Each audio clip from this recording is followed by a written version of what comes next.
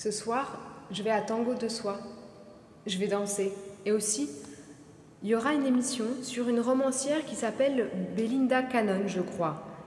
Elle a écrit, il paraît que c'est très joli, Petit éloge de l'embrassement, comme l'abrazo. Et aussi, il y aura de la musique, un bandoneon avec un violon. Ça fait tellement longtemps. Quel plaisir de danser, remettre des chaussures, faire tourner ma robe, être dans les bras d'hommes avec qui j'ai tellement envie de danser.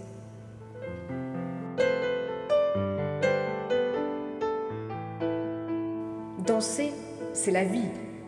Human, un podcast radio dédié à l'actualité et aux grands enjeux internationaux au travers du regard des acteurs de l'humanitaire.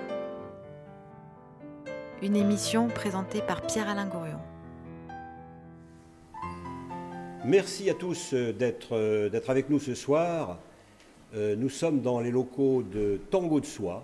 Tango de Soie, c'est une association de tango argentin, qui est à Lyon. C'est une des plus grosses associations françaises de cette danse magnifique. On va vous en parler. Belinda Cannon, bonjour. Bonjour. Merci d'être avec nous dans ce temple du tango argentin. Donc vous avez écrit un petit ouvrage qui s'appelle « Petit éloge de l'embrassement ». Voilà, je vais vous demander d'entrer, peut-être de nous raconter votre parcours, non pas universitaire, parce que vous êtes aussi professeur d'université en lettres, mais votre parcours qui fait que vous arrivez à écrire sur le tango aujourd'hui. C'est-à-dire, je vais vous demander de vous présenter pour ceux qui sont là, présents, puisqu'il y a du public dans cette salle, et puis pour nos auditeurs et ceux qui nous regardent. Merci. Eh bien, écoutez, c'est difficile de dire, mais en effet, ce livre représente une sorte d'aboutissement d'un parcours intellectuel, disons, où j'ai essayé de comprendre, de réfléchir. Depuis que j'écris, au fond, j'écris sur une chose. J'écris autour du fait que nous sommes en relation. Nous sommes des êtres en relation et nous ne pouvons rien comprendre de ce que nous sommes si nous n'envisageons pas cette modalité qui est la relation. Alors, comment j'arrive au tango ? Vous savez que, je vais vous dire d'où je pars, mais comme vous le savez très bien, comme danseur de tango vous-même, le tango, c'est la plus sophistiquée des danses de salon. C'est-à-dire que c'est une danse qu'on peut tous apprendre, qui demande un effort et de l'assiduité, mais qu'on peut tous apprendre. Ça n'est pas une danse professionnelle. Et cependant, c'est la plus complexe de toutes les danses de salon. C'est une danse qu'on peut apprendre, qu'on apprend au fond jusqu'à la fin de sa vie, qu'on améliore jusqu'à la fin de sa vie, etc. Donc, danse très sophistiquée. Par ailleurs, cette danse très sophistiquée, c'est aussi une danse d'improvisation. C'est-à-dire que quand on entre sur la piste, généralement avec un danseur ou une danseuse qu'on ne connaît pas, donc quelqu'un dont on ne sait pas exactement comment il danse ou elle danse, et avec cette personne, on va improviser une danse ultra sophistiquée. Pourtant, les gens souvent voient le tango comme quelque chose de très codé, de très fermé, de l'extérieur. Pas parce que c'est très sophistiqué, mais je veux dire parce que c'est très complexe comme danse. Mais vous voyez que si on associe ces trois idées, danser avec des inconnus, une danse ultra sophistiquée et improvisée, la seule manière de réussir à danser ça, c'est ce que les danseurs de tango appellent être en connexion. C'est de travailler la connexion, c'est-à-dire l'écoute de l'autre, la concentration, je dirais, sur les invitations, les réponses à nos invitations, etc. de l'autre, tellement sophistiquée qu'on va pouvoir danser ensemble, qu'on va pouvoir improviser ensemble. Donc c'est à ça que j'en arrive. C'est ça qui me retient dans le tango. C'est ce mélange, c'est cette idée, disons, de la connexion, de l'ultra-connexion entre deux personnes. Alors pourquoi j'en arrive là ? En effet, je me suis intéressée à la relation à travers des romans et des essais. J'ai écrit des essais autour du désir de vivre, j'ai écrit des essais autour du désir sensuel, charnel. Le tango est une danse extraordinairement sensuelle. J'ai écrit un essai autour de l'émerveillement, s'émerveiller. J'ai écrit une petite éloge du désir, en effet, ça c'était vraiment sur le désir sensuel, où déjà je parlais du tango. J'ai aussi d'ailleurs écrit un roman sur le tango, enfin qui se passe dans le milieu du tango et qui s'appelle Nu intérieur. Donc le tango, et au fond, d'abord il est là depuis que je danse, c'est-à-dire un petit moment maintenant, et aussi il est là toujours parce que j'y suis amenée, disons, par cet intérêt que j'ai pour le fait que nous sommes en relation. Voilà, donc c'est votre cheminement, c'est la relation à l'autre, quelque part. Et avec l'autre. Et ce avec qu'on l'autre. fabrique avec l'autre. Et en même temps, des questionnements sur soi-même. Je pense à votre essai sur, le mot m'échappe toujours, le sentiment d'imposture. Le sentiment d'imposture. Oui. Voilà, le fait que on ne se sente pas, parfois, dans nos vies professionnelles, ou dans nos vies personnelles, ou dans nos vies amoureuses, que sais-je, légitime. On se sent comme un imposteur. Oui. Et je me rappelle vous avoir posé la question, est-ce que vous avez ressenti ce sentiment d'imposture? Et vous m'aviez répondu oui. Ben oui, par cœur, bien sûr, sinon j'en aurais pas parlé. Vous avez l'air très sûr de vous comme ça. Ah bah, c'est le seul avantage de vieillir, figurez-vous. Ouais. On finit par avoir quelques assurances. Oui. Non, mais alors le sentiment d'imposture, c'était vraiment un essai. Parmi tous mes essais, c'était finalement celui peut-être qui concerne surtout l'identité. C'est-à-dire l'identité individuelle, personnelle, le secret presque. Et parce que le sentiment d'imposture, le sentiment de ne pas être légitime, c'est quelque chose qui se joue entre soi et soi. Alors que, et c'est peut-être le seul de mes essais qui justement ne parle que de soi. Oui, mais en même temps, ce soi est nécessairement en rapport avec l'autre. Oui, mais le sentiment Je ne peux pas exister sans vous, d'une certaine manière. Bien sûr, c'est vérité générale, mais dans le cas du sentiment d'imposture, ça ne se passe pas avec l'autre. Ça se passe entre soi et soi, entre ce qu'on croit être et ce qu'on voudrait être, ce qu'on croit qu'on a réalisé, etc. Mais c'est vraiment en circuit fermé, si vous voulez. D'accord, voilà. Alors, notre Belinda Cannon, eh bien, elle est romancière et essayiste. Elle a publié L'écriture du désir, près de l'essai de l'Académie française, Le sentiment d'imposture, La tentation de Pénélope. C'était quoi la tentation de Pénélope? Ah, c'est mon livre féministe. Ouais. C'est une réflexion. C'est une Oui. nouvelle Oui, voie. vous êtes une féministe. Mais oui. Oui, mais une féministe avec laquelle il est possible de danser, si j'ose dire. Absolument. Une féministe qui est très opposée à la guerre des sexes. Voilà. Et qui essaye de trouver justement les moyens de réaliser cette égalité que nous souhaitons tous, sans en passer par une guerre des sexes et sans désigner les hommes comme coupables. Le baiser peut-être. Oui. Vous voyez, le baiser, c'est très intéressant. Le baiser, c'est vraiment le geste du désir par excellence qui ne peut pas se faire sans l'autre. On n'embrasse pas seul, on embrasse quelqu'un. C'est la nature même du baiser d'être voué à rencontrer l'autre et à manifester une relation avec l'autre. Donc ce qui m'intéressait dans le baiser, dans ce petit livre qui est une sorte de petite philosophie du baiser, c'était précisément ça. Le baiser, c'est comme le désir. Et encore le baiser. On ne désire pas. Pardon. Oui, le goût du baiser aussi. C'était une anthologie de textes autour du baiser très commentée. Nu intérieur. Le roman. Un roman. Édition de l'Olivier 2015. Et puis tout récemment, 2017 tout de même, S'émerveiller.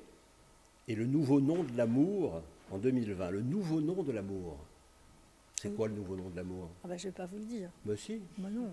Mais pourquoi? En tout cas, l'introduction parle du tango et de ce que j'appelle la polygamie lente qui a cours dans le bal de tango. Oui. Ah, encore le tango. Voilà, alors on y vient, à ce tango. Vous citez Nietzsche dans au tout début de votre livre. Ce qui est bon est léger, tout ce qui est divin marche d'un pied délicat. Oui, c'est beau, c'est l'idée de la légèreté, c'est l'idée de la beauté qu'il y a à... Je vais dire les choses autrement. Moi, je suis une marcheuse. J'ai fait beaucoup de randonnées, j'en fais tout le temps. J'aime beaucoup la marche en montagne, j'aime beaucoup même la marche dans la ville. Et j'ai longtemps pensé que vivre, c'était marcher. c'était avancer, c'était ce mouvement qui est déjà très joyeux, hein, parce qu'il n'est pas absurde. On avance, on se met en déséquilibre, on lève un pied, on commence à soulever l'autre, on passe par une sorte de déséquilibre, et puis on avance comme ça. Et puis un beau jour, j'ai réalisé que c'était un peu triste quand même, comme façon d'envisager l'existence, de marcher, et qu'il y avait mieux que de marcher, il y avait de danser. Et évidemment, j'ai choisi la seule danse qui soit une marche, puisque le tango, c'est une marche. Mais c'est une marche joyeuse, aérienne, rythmique, etc. Donc c'est en ce sens que je citais Nietzsche aussi au début. Il y a dans le mouvement de la danse, de cette danse marchée qui est le tango, il y a une façon d'avancer, mais d'avancer de façon légère, de façon aérienne.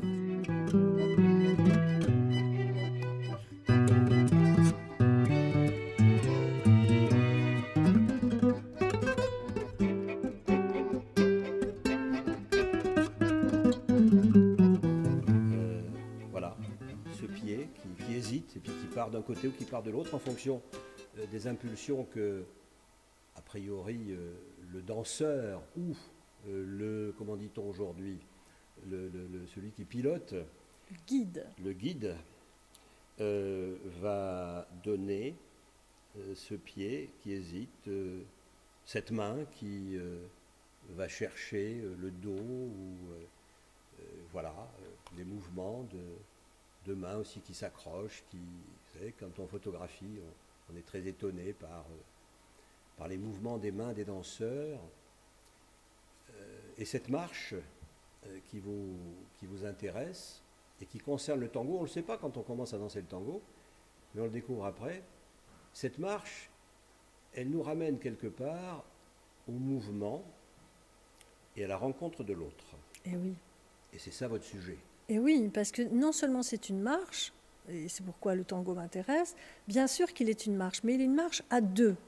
Ça, c'est extraordinaire, parce que dans la première image dont je me suis beaucoup servie pour évoquer l'existence, l'image de la marche, après tout, on est seul à marcher.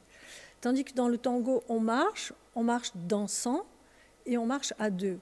Et ça, évidemment, ça nous remet au cœur de cette question de la relation qui m'intéresse. Alors peut-être que, comme on a la chance d'avoir des musiciens avec nous, je ne les ai pas encore cités, ce sont les frères Pouillet, los hermanos Pouillet, Gaspard et Thomas. Peut-être qu'ici, vous pourriez nous faire une citation, celle qui vous convient, de votre livre, soit une citation qui aurait un rapport justement à cette marche à deux dont vous parliez, soit autre chose, à votre convenance. Je sais que vous aimez lire vos textes. Oui, beaucoup. Et là, vous serez accompagné par nos musiciens. Entre toi et moi, quelque chose se trame qui, suspendant ce qui distingue toi de moi, fabrique un nous, lequel a dans la danse une existence mobile. Nous se manifeste dans un mouvement, un déplacement et des figures. L'antre du tango est bien une modalité de l'intime.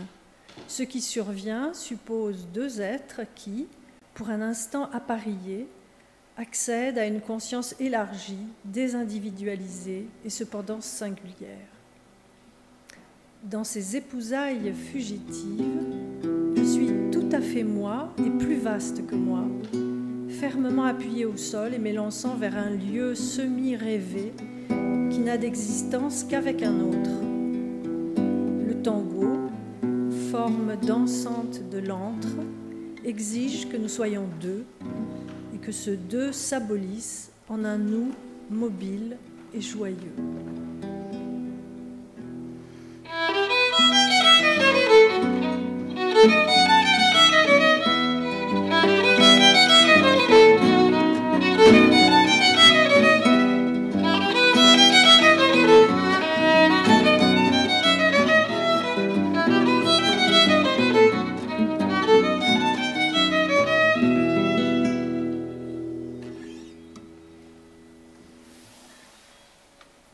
Danser sa vie.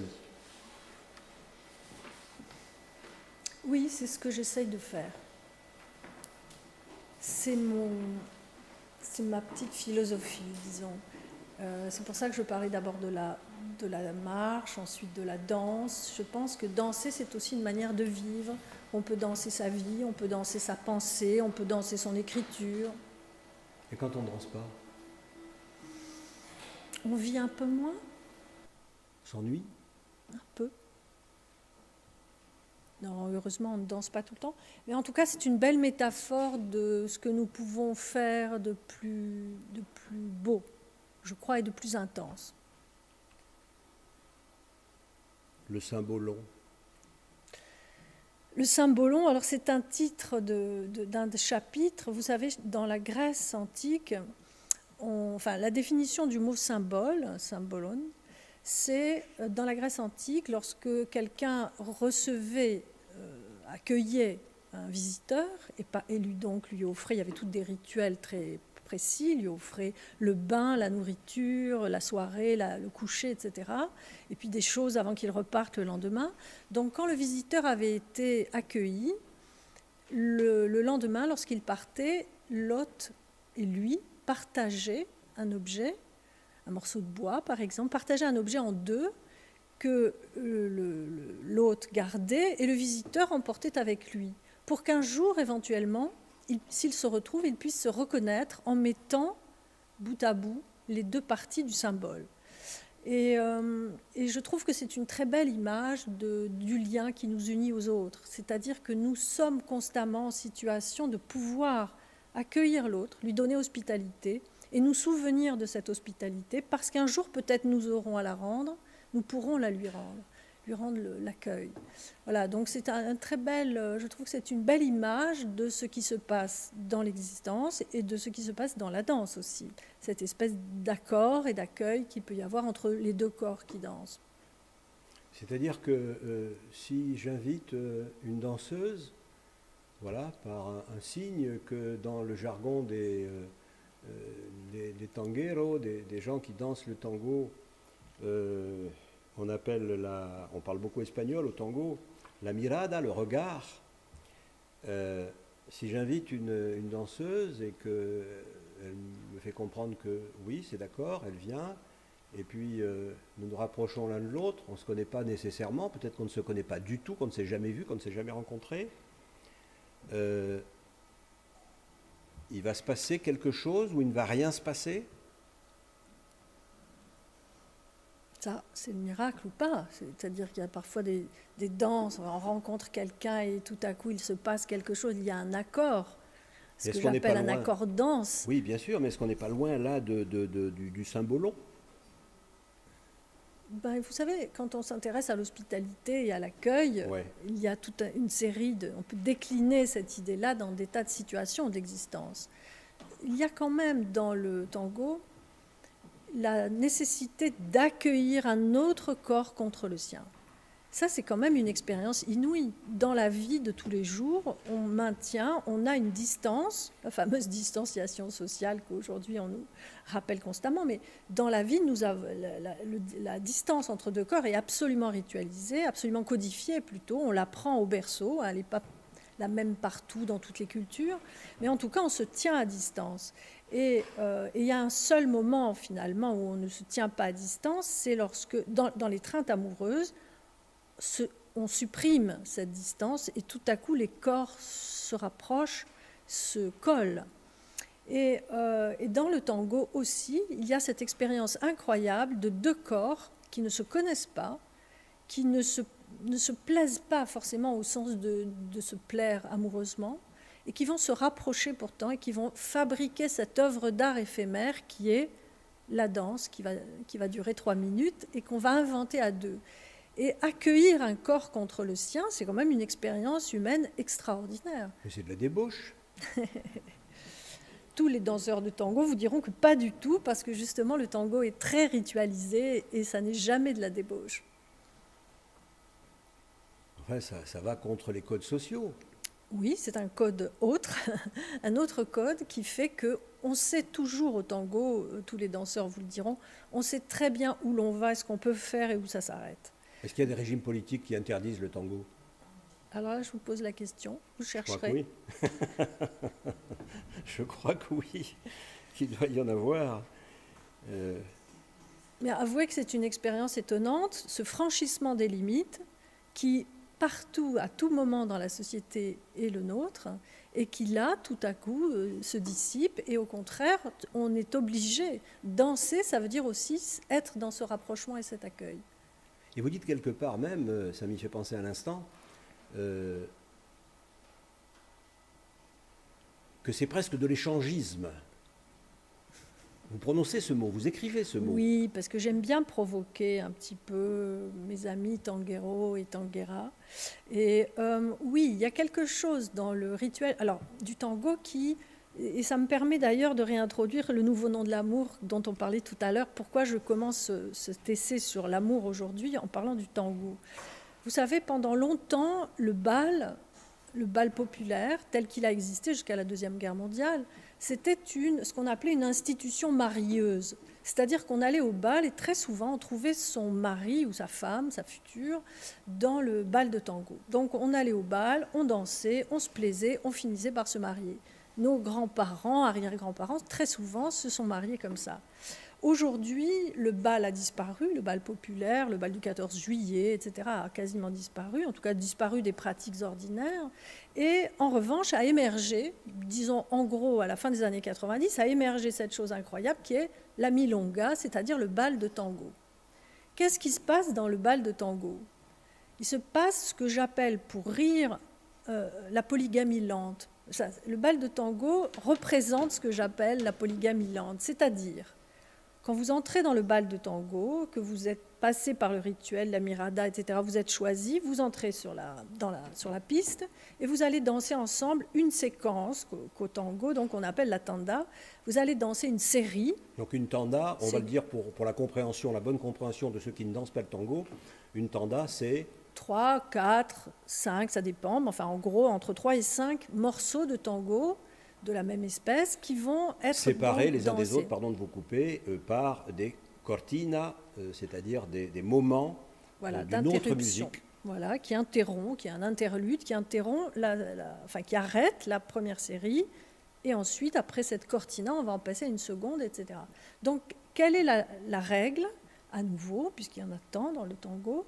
Eh bien, c'est que, normalement, après une tanda, vous êtes obligé de changer de partenaire. Donc vous imaginez depuis le bal du 14 juillet où on allait trouver son mari, donc on allait faire alliance pour une vie entière, au tango au contraire, on doit, dans ce bal, changer de partenaire. C'est ça que j'appelle la polygamie lente, c'est-à-dire que nous formons un couple, puisque le tango danse de couple, nous formons un couple, mais ce couple doit se défaire et on change de partenaire à la tanda suivante. Du coup, est-ce qu'on n'est pas dans l'une des, je dirais, l'un des travers de notre société, l'éphémère? Peut-être.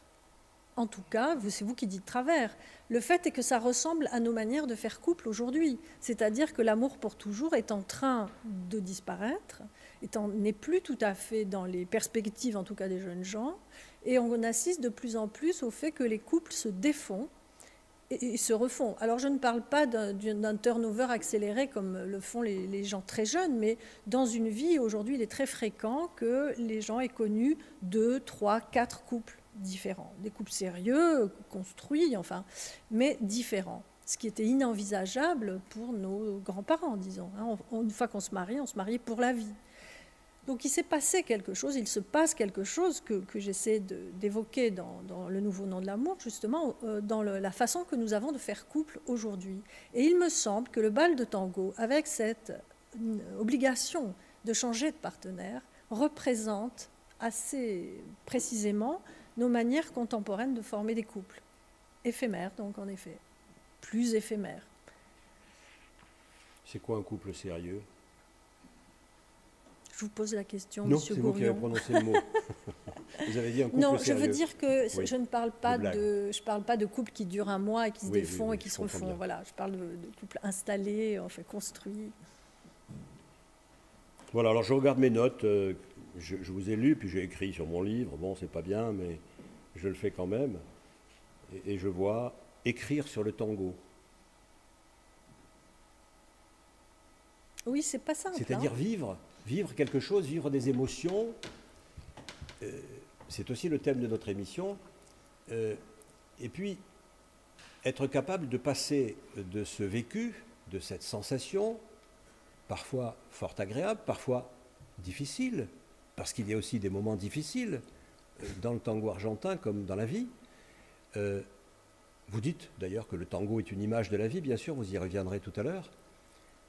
Et donc, j'ai perdu ma question.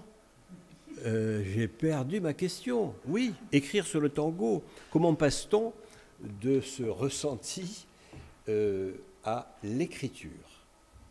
C'est une démarche. Si je vous dis que ça fait 30 ans que je m'y emploie, Oui. je passe, c'est un peu le principe de tous mes essais, c'est-à-dire Oui. je passe de l'expérience vécue, Oui. de l'expérience sensible, à quelque chose que j'essaie de généraliser un peu plus, qui devient un peu plus abstrait, un peu plus, oui, théorique, disons. Hein, mais partant de l'expérience vécue, j'essaie de comprendre ce qui se passe. Donc vous voyez, la façon dont je vous parle du tango, c'est évidemment le résultat aussi de pensées, de discussions, de bords de piste, de réflexions qui viennent croiser mes sujets de préoccupation ordinaires sur la relation, sur l'hospitalité, sur l'accueil, etc., etc. Donc... c'est ça, être un écrivain, excusez-moi, mais c'est passer constamment de cette expérience sensible à sa traduction en mots et en livres, en idées, en livres. Hein. Donc le tango, comme le reste, est susceptible d'être pensé et donc décrit et raconté. Et en même temps, comme vous êtes une femme et que vous ne pouvez avoir que des sensations de femme a priori, et d'être humain évidemment en même temps, vous avez eu la subtilité, je dirais, de demander à des danseurs de lire votre texte, de réagir sur votre texte et de vous faire des propositions, ou de dire là je ne suis pas d'accord avec ce ressenti. Oui. Et ça c'est très amusant aussi. Oui. Ça crée une sorte de presque en 3D quoi. Voilà. Avec ces mots d'homme et avec des ressentis masculins à l'intérieur aussi de votre essai. C'est-à-dire que vous avez été chercher, vous avez écouté, vous avez été chercher aussi du côté de ce qui se passe chez l'homme. Oui, parce que c'est quand même pas la même position. Parce qu'aujourd'hui, vous savez, pardon de vous couper, on ne pense pas à l'homme, on ne pense qu'à la femme. Oui, je sais. Mais je sais, je suis bien d'accord avec vous. On commence à connaître très bien la féminité, mais on ne sait toujours pas ce que c'est la masculinité. Bon, vous vous moquez de moi. C'est un autre sujet. Non, pas Non. du tout, je suis très sérieuse. Bon. Je suis très sérieuse. Excusez-moi, mais on écrit, on réfléchit aux femmes depuis 40 ans, 50 ans, c'est Oui. très bien. Oui. Mais on n'a pas réfléchi à ce que c'était qu'être un homme. Et comment ça se comporte, et est-ce que c'est si bien que ça, la version qu'on a aujourd'hui de la masculinité, etc. Non, je vous assure, c'est un de mes grands thèmes. Il faut commencer à réfléchir à la masculinité maintenant. Mais bref, en tout cas, c'est ce que j'ai essayé de faire dans ce livre. Vous savez, quand j'écris sur un sujet, évidemment, j'essaye de faire un livre qui présente des résonances avec le sujet dont je parle. Et en faisant ce livre sur le tango, je l'ai construit à la fois comme une milonga, c'est-à-dire que j'ai fait alterner dans le livre 3 ou 4 tandas pendant lesquels je parle du tango et une cortina, l'interlude, pendant lequel je parle de quelque chose d'un peu différent, en l'occurrence l'hospitalité vraiment. Voilà. Et puis j'ai aussi essayé d'introduire dans le texte ce que j'appelle un abrazo littéraire. C'est-à-dire que j'ai un ami, une des personnes avec qui je danse quelquefois, dans les milongas, avec qui nous parlons très souvent. Pendant des années, nous avons échangé autour du tango. Et quand j'ai commencé à écrire ce livre, un jour, je suis allée le voir et je lui ai dit « Marc, il faut que tu lises mon livre et que tu interviennes dans le livre de façon à créer littérairement l'abrazo. Je parle, tu viens en face de moi. » Vous voyez, créer cette espèce de dispositif où l'homme est présent quand même. Donc il intervient dans des notes, il y en a je ne sais plus combien, 13 ou 15, dans lesquelles il donne en effet son point de vue masculin sur ce qui se trame dans le moment du tango. Je les ai bien aimées, ces notes de Marc, parce que quelque part je m'y retrouvais nécessairement. Voilà, et le discours féministe quelque part que vous avez, qui est même l'une de vos fortes particularités, a ceci d'intéressant qu'il se conjugue avec quelque part, oui, un amour des hommes. Tout à fait, tout à fait. Je dis toujours que je suis une féministe amoureuse des hommes. Et ça nous fait plaisir. Sûrement, vous êtes un peu narcissique. Un peu. Mais vous savez, je pense, et c'est en rapport avec le tango aussi, je pense que quand même dans tout cela, il y a beaucoup de jeux de rôle. C'est-à-dire que nous jouons à être des femmes, nous jouons à être des hommes. Il y a une partie de jeu qu'on ne prend pas assez en compte, et elle se voit très bien dans le tango. On joue tellement au tango, on se déguise, on s'apprête, on s'habille. Et tout le jeu du tango, c'est l'affirmation d'une masculinité et d'une féminité qui se font face, à nuancer par le fait que des femmes dansent ensemble, des hommes dansent ensemble, etc. Mais enfin, en gros, généralement, ce sont un homme et une femme qui ont des attitudes extrêmement codifiées, qui mettent le guidage d'un côté et la femme suivant le guideur de l'autre.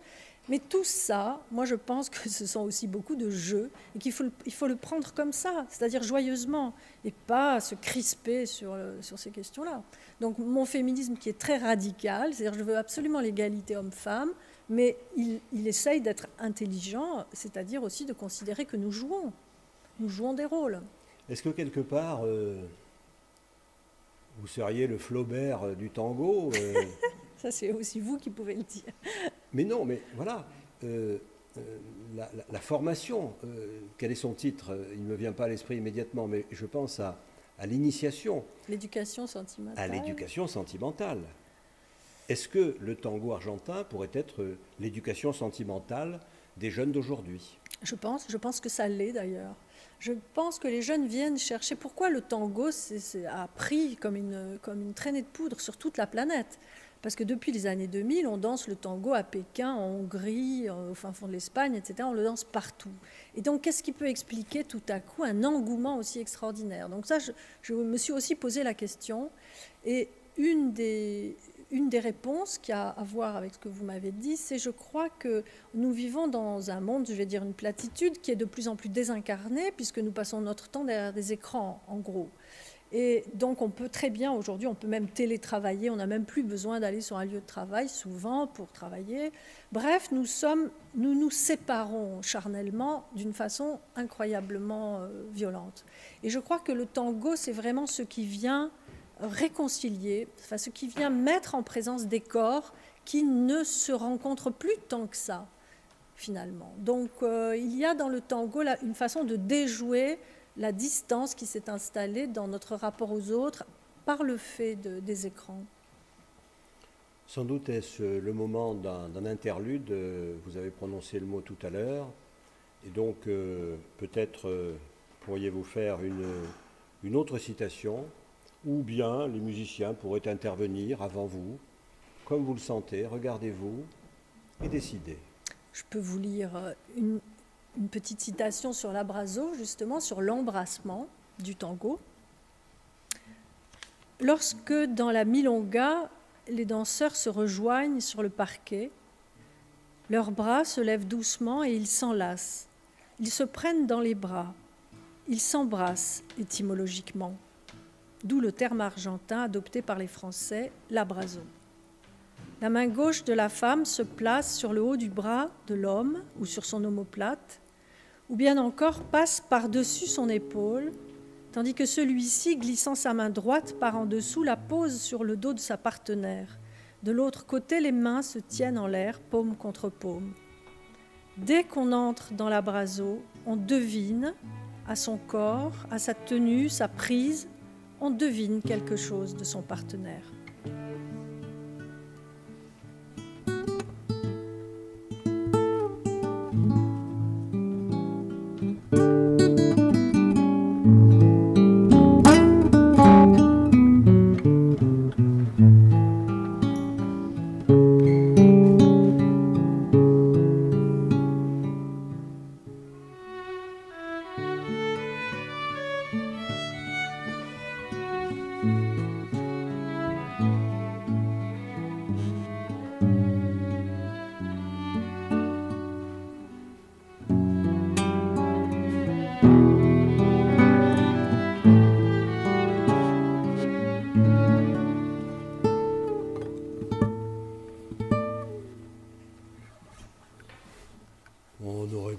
Continuer avec vous les musiciens, vous savez. Tout à l'heure, vous nous en ferez plus, hein, parce que voilà, on a l'habitude. Ouais. Ouais.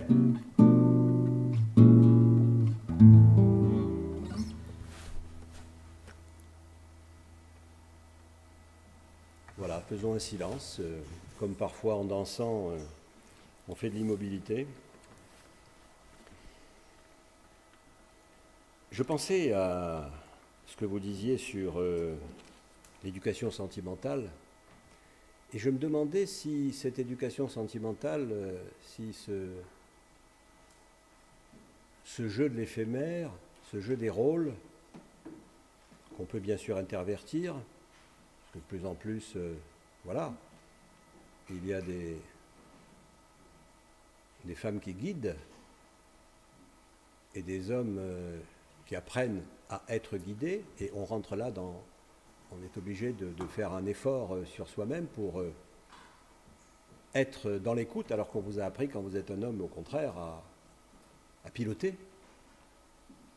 Donc voilà, ce renversement des valeurs. Mais je me demandais si tout ce contexte-là, s'il était adapté au monde occidental, il pouvait l'être également à d'autres types de populations qui ne sont pas nécessairement urbaines, parce que votre discours, il est quand même universaliste. Quelque part, vous vous intéressez à l'autre, vous allez même, vous avez le culot, je dirais, d'aborder le défi migratoire dans votre essai sur le tango. On ne vous attendait pas là. Ah bon? Elle va jusque-là. Elle va jusqu'à s'interroger sur cet accueil de l'autre qui pourrait être le migrant. Dois-je accepter toute la misère du monde dans mes bras, Belinda Cannon? Non, bien sûr. Bien sûr que non. On ne peut pas accepter toute la misère du monde, on ne peut pas accueillir toute la misère du monde. Et je pense que c'est une question vraiment très difficile, compliquée, et à laquelle je n'ai pas la réponse, évidemment. Mais bien entendu, je ne fais pas partie des gens qui pensent qu'il faut ouvrir les frontières, accueillir tout le monde et voilà, et prendre chacun. Je pense que ça se pense, justement. Je pense que cette question-là nécessite véritablement une réflexion profonde. Mais pourquoi je parle en effet de l'hospitalité dans ce livre, c'est parce que il y a cette expérience, j'en raconte 2 ou 3 d'ailleurs dans le livre. Il y a cette expérience du visage, du corps et de la présence de l'autre qui nous saisit, alors même que nous pourrions avoir toutes sortes d'idées justement sur l'accueil, sur ouvrir ou fermer les frontières, à quelles conditions socio-économiques, qu'est-ce qu'on pense de l'universalisme de la République. Bref, on peut avoir des tas d'idées très intéressantes d'ailleurs sur ces questions-là, mais il y a un moment où le corps de l'autre est devant soi, et le corps vulnérable, fragile, abîmé de l'autre est devant soi, et là, ça vient réveiller en nous cette question de l'accueil et de l'hospitalité qui est profondément humaine. C'est-à-dire qu'un être humain, c'est quelqu'un qui vit dans et avec cette empathie pour l'autre, et s'il n'a pas ça, il est peu humain, franchement. Donc je suis toujours frappée, parce que maintenant c'est un phénomène qui a cru dans les villes en tout cas, je suis toujours frappée par cette sollicitation terrible qui nous est adressée par les corps des migrants, des SDF, par tous ces corps en difficulté qui sont devant nous et qui nous obligent à les envisager, je dirais, à les envisager au sens de tourner notre visage vers eux. Le corps de cet enfant au bord de l'eau, associé au flux migratoire. Oui, c'était une image un peu choc et un peu C'était très médiatique. une image choc utilisée par les ONG, bien sûr. On en a beaucoup parlé en matière de communication. Quand on a fait des émissions dans ce Human sur la communication. Et vous prenez un exemple, le nom d'une jeune fille que vous rencontrez. On ne sait pas si cette rencontre est réelle ou si elle est imaginaire. Si, c'est tout à fait vrai. Et tout est vrai. C'est-à-dire une fois j'allais danser, justement, en Belgique. Oui. Et donc, je m'étais arrêtée avec la personne avec qui j'allais danser. Elle s'appelle comment déjà, pardon? Mais elle n'avait pas de nom. Ah oui. Elle n'avait pas de nom. On s'est arrêté à Lille, donc en attente d'aller de l'autre côté danser. On est allé déjeuner dans la vieille ville de Lille. Et en entrant dans la vieille ville, à la bord de la vieille ville, je vois une silhouette appuyée contre une voiture, debout, avec une capuche sur la tête. Et je m'avance, et soudain, la silhouette se retourne, et je vois une personne, une jeune femme, une jeune fille, noire de peau en tout cas, qui tout à coup nous croise en courant et nous dépasse. Et dans le visage de cette jeune fille, il y avait tout. Il y avait la traversée de la Méditerranée, le vol, le viol, les coups, la difficulté, l'effroi. J'ai vu passer l'effroi dans ce visage. Dans votre imagination? Oui, si vous voulez. J'ai vu sur ce visage l'effroi. Et c'était un moment très bouleversant parce que, voilà, elle passait, elle ne demandait rien, elle s'enfuyait même, elle devait regretter que des gens s'approchent d'elle, elle avait tellement peur qu'elle s'enfuit. Et ça, c'est une expérience de la réelle présence de l'autre. Et quand on est en face de ce corps-là, on ne peut pas faire comme s'il n'existait pas. On ne peut pas en sortir tout à fait indemne. Alors cette jeune fille, quand je raconte l'histoire, j'ai un peu fictionnalisé la suite, mais tout ce que je viens de dire là et que je raconte, c'est tout à fait vrai. Et je l'ai appelée Elisa. Je lui ai donné un nom pour pouvoir en parler. Et puis, à la fin, lorsque j'ai eu raconté tout ça, je me suis rendu compte qu'elle s'appelait Elisa, E-I-A, comme Belinda. Chose que je n'avais évidemment pas fait exprès. Et évidemment que cette jeune fille me renvoyait à l'humanité en moi. Et j'étais sa pareille, j'étais sa proche. Et vous avez mis cette Elisa Belinda en rapport avec le fait que vous alliez danser? Il se trouve que j'allais danser. C'est tout à fait bizarre, mais c'est vrai. Ça aurait pu m'arriver à un autre moment, mais il se trouve que j'allais danser. Est-ce qu'il n'y a pas une culpabilité là? Il y a la vieille culpabilité des gens heureux face aux gens malheureux, si je puis dire, bien sûr. On a le droit d'être heureux? On a le droit, on a même le devoir d'être heureux, d'y tendre. Ça, c'est toute ma philosophie, c'est justement d'essayer de construire une vie qui en vaille la peine. Donc le bonheur, évidemment, c'est une visée très raisonnable et très philosophique. Voilà. Ça vous plaît bien, ça, comme idée, ouais. Monsieur Gourion? Oui, ça me plaît bien. Ça me plaît bien. Je me demandais si on ferait une autre citation, là. Oui, je peux en faire une. Sur, sur les migrants, par exemple. Ou puisque c'est pas banal, quand même, d'aborder dans un bouquin sur le tango, un essai sur le tango, d'aborder un sujet qui, évidemment, nous préoccupe tous. Parce que l'émigration nous préoccupe tous. On sait très bien que le défi climatique va générer davantage encore de migration. On sait très bien que des guerres nouvelles généreront de nouveaux migrants. Mais on n'attend pas ce thème au détour d'un essai sur la danse. Parce que ça n'est pas, en vérité, ce n'est pas un essai sur la danse, même si 80% du livre parle de la danse. C'est un essai sur la relation, sur le fait que nous sommes en relation. Donc le tango m'a aussi servi d'image pour parler de cela, de ce que c'est qu'être vraiment en relation, puisqu'encore une fois, le tango, c'est vraiment une danse de la connexion, donc de la relation extrême. Et donc, au fond, moi, ce qui m'intéressait, c'était de parler de cela, de parler de la relation, et tout naturellement, donc, ce type de relation qui est sollicité visuellement au moins, qui est attendu de nous, est venu s'interposer dans les cortinas de cet essai. Voilà, donc nous voilà dans une nouvelle cortina. On va pouvoir se regarder pour savoir qui on va inviter à danser. Et on va écouter Belinda. Pour ma dernière citation. Une citation. La dernière, je ne sais pas, peut-être qu'on en fera une autre. Vous pouvez en inventer des citations. Si vous voulez bien, je vais peut-être alors lire la dernière citation. La dernière citation que j'avais envie de vous lire. Parce que c'est très difficile en réalité de parler de façon d'extraire quelque chose qui me permet de parler d'hospitalité. Je préfère parler du tango comme d'une danse de la vie et de la mort. Oui.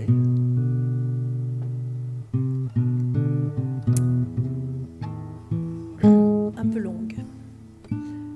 Le bonheur de danser, comme celui d'aimer, quand il est pleinement ressenti, est le bonheur d'un temps qui se déploie enfin dans son épaisseur et dans sa puissance, ici et maintenant, au présent. Le tango, comme l'amour-désir, est moment d'intensification de la joie de vivre, sentiment accru de l'existence, sorti du soi borné. Certains soirs de grâce, une tanda est si parfaite et procure un tel sentiment de plénitude qu'elle suffit à combler à elle seule toute notre envie de danser. Sans vraiment se le dire, on était venu chercher cet accomplissement, cette sorte de duende à deux, au-delà de la technique, de l'intention, de la volonté, et l'on pourrait s'arrêter là et rentrer chez soi. Alors on se prend à désirer que notre existence lui ressemble, si intense qu'à l'heure de mourir, on la quittera sans regret, en se disant que le bal valait le détour. Danser comme un défi lancé à la mort, sans nous le dire clairement, nous n'ignorons pas que la tanda et le désir connaissent la même temporalité que la vie humaine. Comme elle, ils sont un bel éclat voué à la finitude. Ils nous font traverser plusieurs fois et en un temps court l'expérience de ce qui est sans prix et pourtant s'achève et s'évanouit, l'existence. Dans chaque tanda s'épanouit toute la puissance du désir qui sait qu'il n'y a pas de seconde chance. Tout de suite, vivre et danser du mieux qu'il est possible, aucun instant ne se renouvellera. Anda, tu dois donner le meilleur et le plus intense, réaliser 3 minutes de grâce. C'est pourquoi, comme l'existence, le désir et la danse portent aussi en eux une secrète mélancolie, celle qui s'attache à notre condition mortelle.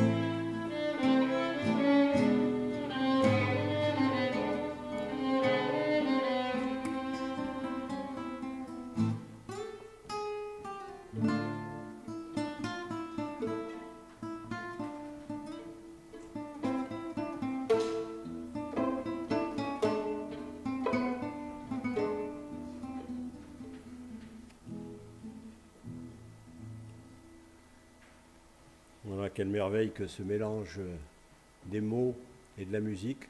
Et même si on ne comprend pas les mots, parce que ça va très vite, et lire, ça n'est pas comme écouter, qu'importe. Parce qu'il y a le jeu, oui, le jeu des mots, des lettres et des musiques qui s'entremêlent. Alors, bien sûr, le tango a des lettres de noblesse littéraire, et vous n'hésitez pas à convoquer Borges, ça va de soi, mais aussi Homère, l'Iliade et l'Odyssée, Kant, page 110, et Hannah Arendt. Est-ce qu'on terminerait avec ces auteurs qui nous relieraient d'une certaine manière à une tradition littéraire qui vous est chère? Oui, vous voulez dire quoi? Quelle est la question? Oui, quelle est la question? Il n'y a pas de question. Il y a, vous savez, comme ces mauvais intervieweurs qui disent un mot et puis qui mettent un point d'interrogation à la fin puis qui laissent se démerder le malheureux interviewé. Il n'y a que, voilà, vous êtes un auteur connu, reconnu, vous écrivez sur le tango. Moi, je trouve que c'est délicieux à lire, que c'est intéressant, que c'est vivant, que on s'y retrouve, qu'il y a des métaphores, il y a un rapport avec le réel, il y a un rapport avec le monde. Et puis, vous avez des prédécesseurs. Pas sur le tango, hein. Si, Borges. Et vous êtes professeur de littérature. Alors il faut nous faire une conclusion comme ça. Non, je trouve pas, parce que c'est assez dissuasif. C'est vrai? Oui, c'est vrai, tout le monde va dire « Oh là là, mais qu'est-ce que c'est ce livre prise de tête ?» Ah ouais. Ce qui n'est pas du tout le cas, je crois. Enfin, Non. je veux dire, ce sont des petites références. Ça se lit agréablement facilement. Non, je veux dire que parfois, je fais une petite référence à quelqu'un qui a dit avant moi quelque chose qui est intéressant, mais je veux dire, ce n'est pas un livre de science. C'est un livre où j'ai essayé véritablement de partir du tango et d'inscrire le tango dans le monde et dans nos façons d'être en relation. Et voilà, donc j'ai au contraire fait cette espèce d'effort pour comprendre le tango comme expérience, représentation de nos expériences humaines, représentation de nos relations, de nos modes d'être en relation, de nos façons de nous aimer aussi. Donc vous voyez, voilà, j'espère que c'est un livre qui est très ancré dans le réel du tango et de nous-mêmes, de nos relations. Oui. Et la vie se termine par la mort? Mais oui. Mais oui, parce que je pense qu'il y a la même... que dans cette danse si fugitive qui dure 3 minutes, il y a quelque chose qui peut nous rappeler la fugacité et du désir et de la vie, c'est-à-dire que nous sommes voués à la finitude. Et dans le tango, il y a cette espèce de beauté supérieure dans laquelle on n'oublie pourtant pas que ça va s'arrêter, ça va cesser. Et nous allons aussi nous arrêter. Nous allons boucler cet entretien. On va le faire sans doute en musique parce que c'est la meilleure manière.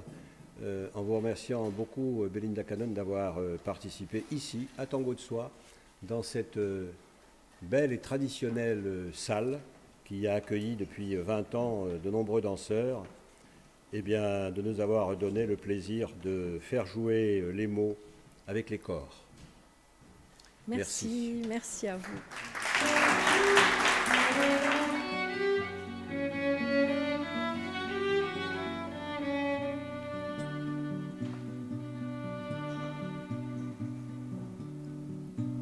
Si encontré tu corazón perdido en medio de la huella, supe dejarte una estrella caliente como un tizón.